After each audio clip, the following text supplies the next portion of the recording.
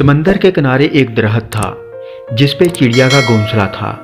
एक दिन तेज हवा चली तो चिड़िया का बच्चा समंदर में गिर गया।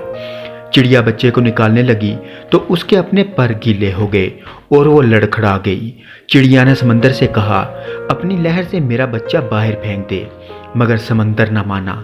तो चिड़िया बोली, देख मैं तेरा सारा पानी पी जाऊंगी, तुझे रेगिस्तान बना दूंगी।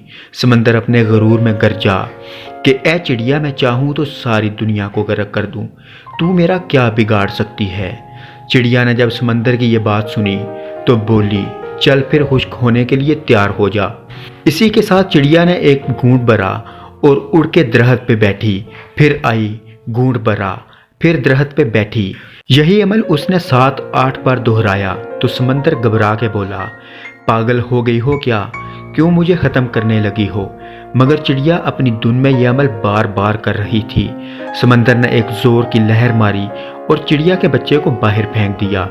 एक दरख्त जो काफ़ी देर से ये सब कुछ देख रहा था समंदर से बोला, ए ताकत के बादशाह, तू जो हमारी दुनिया को पल भर में गर्क कर सकता है।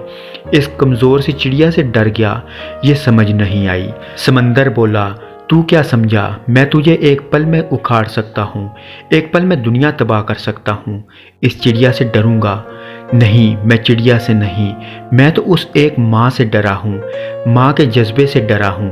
एक माँ के सामने तो अर्श हिल जाता है, तो मेरी क्या मजाल।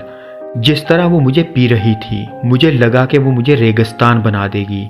माँ अल्लाह पाक की सबसे अजीम नामत है, अपनी माँ की कदर करें। अल्लाह पाक से दुआ है कि वो हमें अपने वालिदैन की खिदमत की तौफीक अता फरमाए। आमीन।